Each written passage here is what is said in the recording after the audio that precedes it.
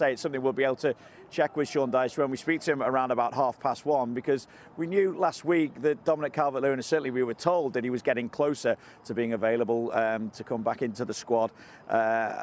And on top of that, of course, we're also looking at a situation where Dominic Calvert-Lewin would have to earn the trust of his manager once again. He rightly has given him as much time as possible. He wants to make sure that he doesn't throw him in a little bit too early to just to really minimise that risk of injury recurring.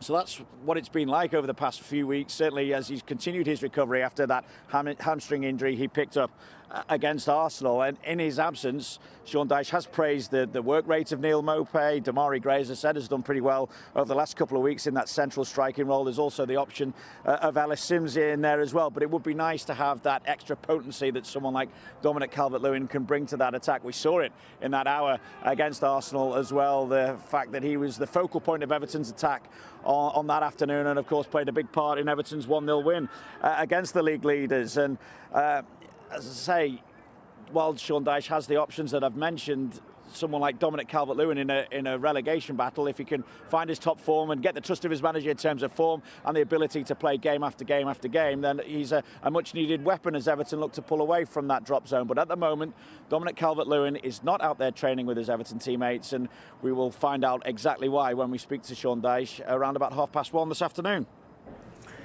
Now, Michael Keane's enjoying a revival, isn't he, under Sean Dyche? Do you think his return to the defence has been key?